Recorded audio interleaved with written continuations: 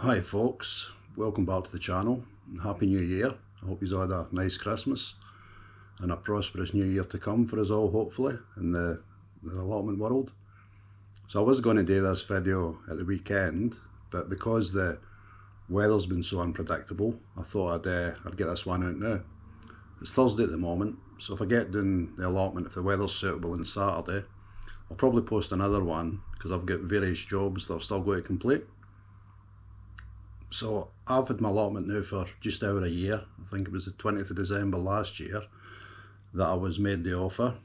I just wanted to go through a few things out of the year that I've found and maybe help somebody else decide. So first of all, when I went to look at it, it was completely overgrown. I hadn't even worked for 3 years. There's a video, might even be a couple of videos on here that shows what it was like and sort of what it's like now. So don't let that put you off. Mine's is like a half plot. It's a fairly decent size. It costs me £30 a year. So you can really have your allotment for as cheap or as expensive as you want. Me personally, I went a bit crazy last year. I bought raised beds, a polytunnel, I had to buy all new tools, obviously seeds. I put a small pond in. Bought a load of compost because raised beds obviously cost for compost.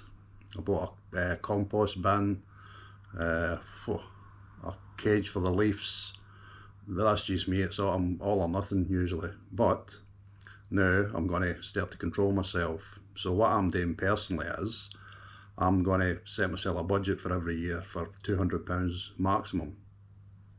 That probably sounds quite a lot, but I've worked out at around about £4 every week out of the year, which is £200. I'm going to try and spend less than that, but because of the raised beds, and I'm mainly no dig, and I'm going to be converting everything out to no dig as the time goes on, compost is going to be quite a big expense until I start producing enough to make my end, which is going to probably take 2 or 3 years to get up to where I need to be.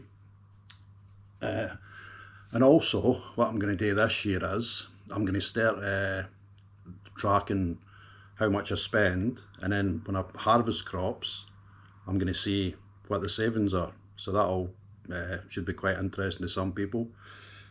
So far, just to give you a wee update, even though we've just started, I bought 12 bags of compost because, like I say, I do need it for the raised beds because I've got some that I've still to fill.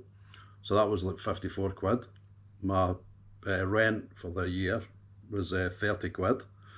And then I bought some garlic bulbs. That was 9 quid. And I bought onion sets. They were £2.50. So they were up to nearly £100 already. But like I say, £200 budget maximum. So if you have been offered an allotment or you're thinking about it, I would go for it if you can afford it. You don't have to spend the money that I've spent. You can do it a much cheaper. I mean, you don't have to put raised beds in straight away. All you really need, I think, is a spade, a fork, and maybe a rake, and obviously seeds, a bit of fertiliser maybe. So you can do it as cheap or as expensive if you want to. I was just fortunate that I had the money last year to be able to do what I done, and plus it's a new hobby. I mean, I'm still new to allotments. I mean, I've been growing vegetables since I was a kid, but I'm far from an expert at it. I'm sort of learning as I go, and I'm sharing my experiences on YouTube, and I'm also picking up some good information. So anyway, I don't know if that's been helpful or not, but as I spend money, I will update just to see how much it's all costing, and then I'm actually quite looking forward to the end of the season just to see how much I've actually saved. Because even though it's only a half plot, you can, if you plan it out carefully, you can produce quite a lot of stuff. I mean, last year wasn't it amazing, but I don't think it was amazing for anybody.